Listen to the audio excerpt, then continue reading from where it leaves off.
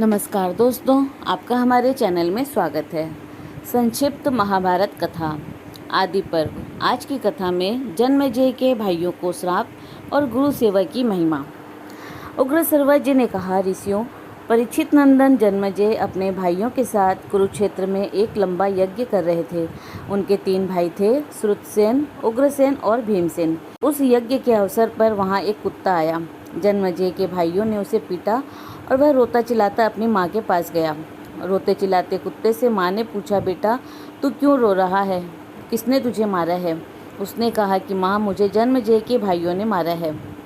माँ बोली कि बेटा, तुमने उनका कुछ न कुछ अपराध किया होगा। कुत्ते ने कहा कि माँ, न मैंने भविष्य की ओर देखा और न किसी वस्तु को चाटा ही। मैंने तो कोई अपराध नहीं किया। यह सुनकर माता को बड़ा दुख हुआ और वह जन्मेजय के यज्ञ में गई। उसने क्रोध से कहा कि मेरे पुत्र ने भविष्य को देखा तक नहीं, कुछ चाटा भी नहीं और उसने कुछ अपराध भी नहीं किया, फिर इसे पीटने का कारण? जन्मेजय और उनके भाइयों ने इसका कोई उत्तर नहीं दिया। कुतिया ने कहा कि तुमने बिना अपराध के मेरे पुत्र को मारा है, इसीलिए तुम पर अचानक ही कोई महान भय आएगा।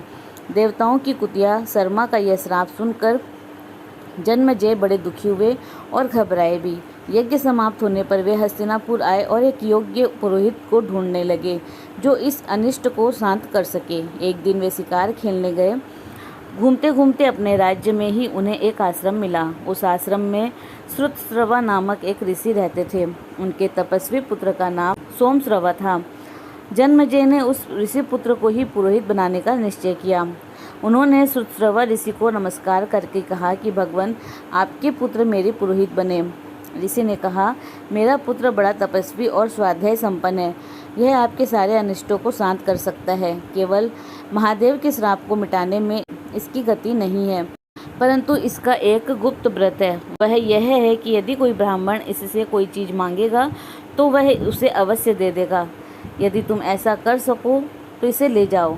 जन्मेजय ने ऋषि की आज्ञा स्वीकार कर ली और वे सोमश्रवा को लेकर हस्तिनापुर आए और अपने भाइयों से बोले कि मैंने इसे अपना पुरोहित बनाया है, तुम लोग बिना विचार के ही इनकी आज्ञा का पालन करना। भाइयों ने उनकी आज्ञा स्वीकार की और उन्होंने तक्षशिला पर चढ़ाई की और उसे जीत लिया। उन्हीं दिनों उस देश में आदोय धौम्य नामक एक ऋषि रहा करते थे।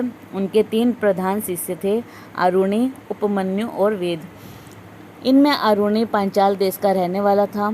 उसे उन्होंने एक दिन खेत की मेड़ बांधने के लिए भेजा। गुरु की आज्ञा से आरुणि खेत पर गया और प्रयत्न करते करते हार गया, तो भी उससे बांध न बंधा। जब वह तंग आ गया तो उसे एक उपाय सूझा। वह मेड़ की जगह स्वयं लेट गया।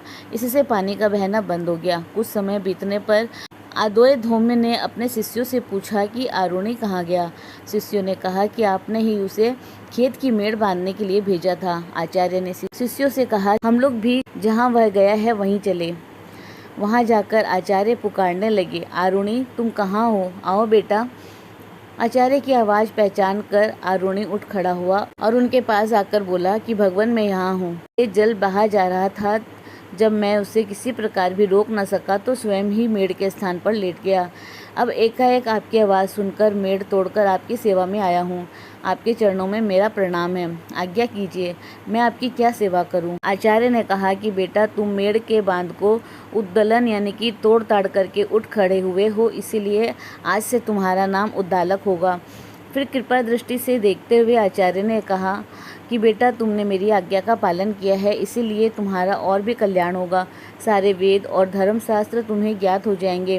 और अपने आचार्य का वरदान पाकर वह अपने अभीष्ट स्थान पर चला गया। आदोय धौम्य के दूसरे शिष्य का नाम था उपमन्यु। आचार्य ने उसे यह कहकर भेजा कि बेटा, तुम गौओं की रक्षा करो। आचार्य की आज्ञा से वह गाय चराने लगा। दिन भर गाय चराने के बाद सायंकाल आचार्य के आश्रम पर आया और उन्हें नमस्कार किया।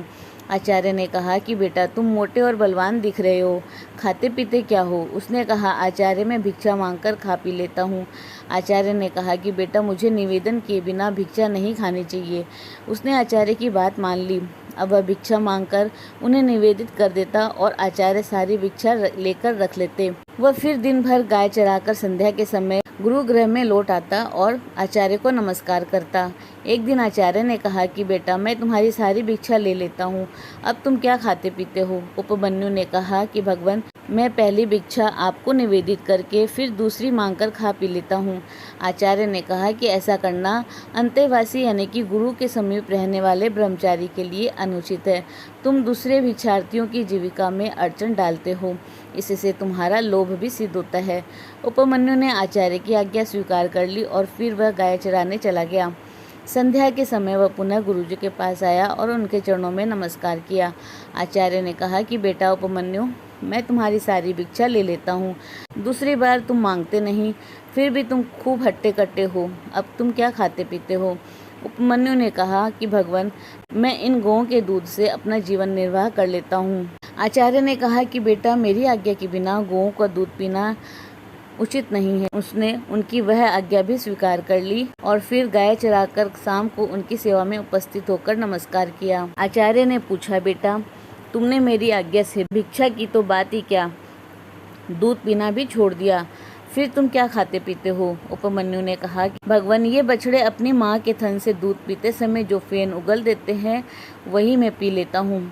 आचार्य ने कहा कि राम राम, ये दयालु बछड़े तुम पर कृपा करके बहुत सा फेन उगल देते होंगे, इस प्रकार तो तुम इनकी जीविका में अड़चन डालते हो, तुम्हें वह भी नहीं पीना चाहिए। उसने आचार्य की आज्ञा सिरोधार्य की। अब खाने पीने के सभी दरवाजे बंद हो जाने के कारण भूख से व्याकुल होकर उसने एक दिन आँख के पत्ते खा लिए। उन खारे, तीते, कड़वे, रूखे और पचने पर तीक्ष्ण रस पैदा करने वाले पत्तों को खाकर वह अपनी आंखों की ज्योति खो बैठा। अंधा होकर वन में भटकता रहा और फिर एक कुएं में गिर पड़ा। सूर्यास्त हो आया, परंतु उपमन्यु आचार्य के आश्रम पर नहीं आया। आचार्य ने शिष्यों से पूछा, उपमन्यु नहीं आया? शिष्यों ने कहा कि भगवान, वह तो गाय चराने गया है। आचार्य ने कहा कि मैंने उपमन्यु के खाने पीने के सभी दरवाजे बंद कर दिए हैं, इससे उसे क्रोध आ गया होगा, तभी तो वो अब तक नहीं लौटा। चलो उसे ढूंढे। आचार्य शिष्यों के साथ वन में गए और उसे जोर से पुकारा, उपमन्यु, तुम कहाँ हो? आओ बेटा। आचार्य की आवाज़ पहचान कर वह जोर से बोला, मैं इस कुएं में गिर पड़ा हूँ आचार्य। आचार्य ने पूछा कि तुम कुएं में कैसे गिरे? उसने कहा कि आग के पत्ते खाकर मैं अंधा हो गया और इस कुएं में गिर पड़ा। आचार्य ने कहा कि तुम देवताओं के चिकित्सक अश्विनी कुमारों की स्तुति करो, वे तुम्हारी आंखें ठीक कर देंगे। तब उपमन्यु ने वेद की ऋचाओं से अश्विनी कुमारों की स्तुति की। उपमन्यु की स्तुति से प्रसन्न होकर अश्विनी कुमार उसके पास आए और बोले, तुम ये पुआ खा लो। उपमन्यु ने कहा कि देववर, आपका कहना ठीक है, परंतु आचार्य को निवेदन किए बिना मैं आपकी आज्ञा का पालन नहीं कर सकता। अश्विनी कुमारों ने कहा कि पहले तुम्हारे आचार्य ने भी हमारी स्तुति की थी और हमने उन्हें पुआ दिया था, उन्होंने तो वह अपने गुरु को निवेदन किए बिना ही खा लिया, सो जैसा उपाध्याय ने किया वैसा तुम भी करो। उपमन्यु ने कहा कि मैं आप लोगों से हाथ जोड़कर विनती करता हूँ, आचार्य को निवेदन किए बिना मैं पुआ नहीं खा सकता। अश्विनी कुमारों ने कहा कि हम तुम पर प्रसन्न हैं और तुम्हारी इस गुरु भक्ति से तुम्हारे दांत सोने के हो जाएंगे, तुम्हारी आंखें ठीक हो जाएंगी और तुम्हारा हर प्रकार से कल्याण होगा। अश्विनी कुमारों की आज्ञा के अनुसार उपमन्यु आचार्य के पास आया और सब घटना सुनाई। आचार्य ने प्रसन्न होकर कहा, अश्विनी कुमारों के कथनानुसार तुम्हारा कल्याण होगा और सारे वेद और सारे धर्मशास्त्र तुम्हारी बुद्धि में अपने आप ही स्फुरित हो जाएंगे। अयोध्या का तीसरा शिष्य था वेद। आचार्य ने उससे कहा, बेटा, तुम कुछ दिनों तक मेरे घर रहो, सेवा करो, तुम्हारा कल्याण होगा। उसने बहुत दिनों तक वहां रहकर गुरु सेवा की। आचार्य प्रतिदिन उस पर बैल की तरह भार लाद देते और वह गर्मी, सर्दी, भूख प्यास का दुख सहकर उनकी सेवा करता, कभी उनकी आज्ञा के विपरीत न चलता। बहुत दिनों में आचार्य प्रसन्न हुए और उन्होंने उसके कल्याण और सर्वज्ञता का वर दिया।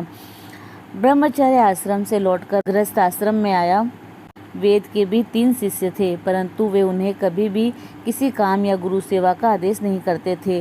वे गुरुगृह के दुखों को जानते थे और शिष्यों को दुख देना नहीं चाहते थे।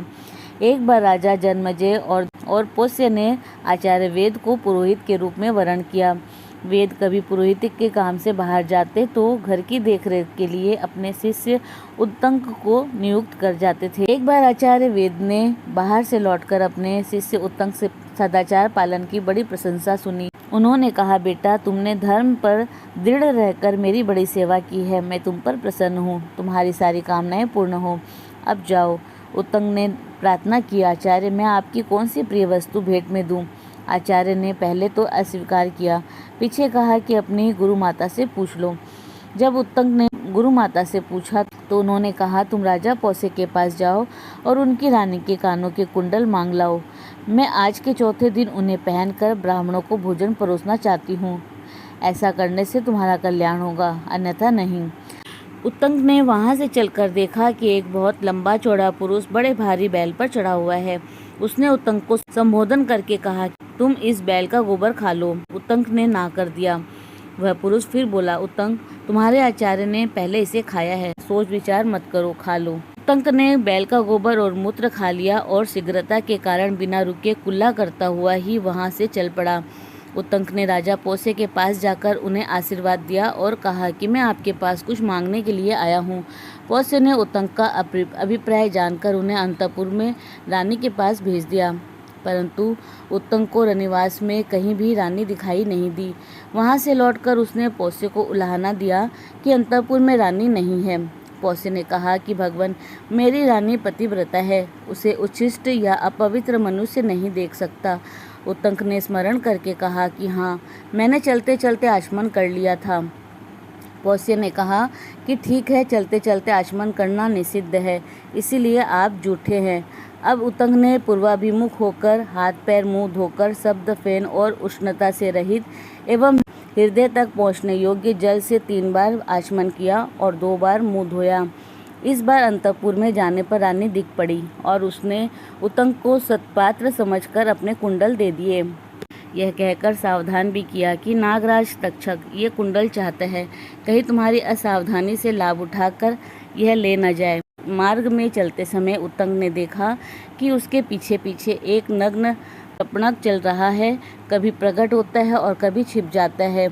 एक बार उत्तंक ने कुंडल रखकर जल लेने की चेष्टा की, इतने में ही वह छपणक कुंडल लेकर अदृश्य हो गया। नागराज तक्षक ही उस वेश में आया था। उत्तंक ने इंद्र के ब्रज की सहायता से नागलोक तक उसका पीछा किया। अंत में भयभीत होकर तक्षक ने उसे कुंडल दे दिए।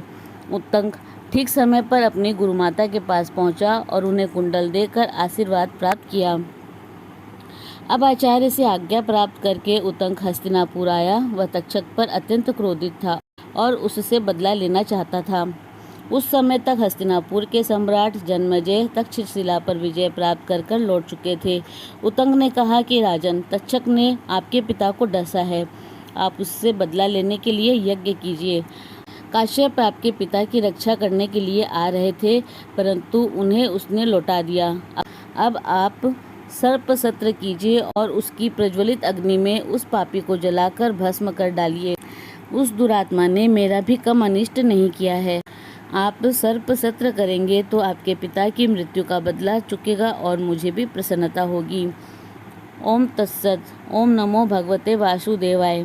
दोस्तों, संपूर्ण महाभारत की रोचक एवं ज्ञानवर्धक कथाओं का आनंद लेने के लिए आप सभी का धन्यवाद। अगर आपको हमारी रोचक जानकारी अच्छी लगे तो कमेंट बॉक्स में अपने विचार अवश्य दें।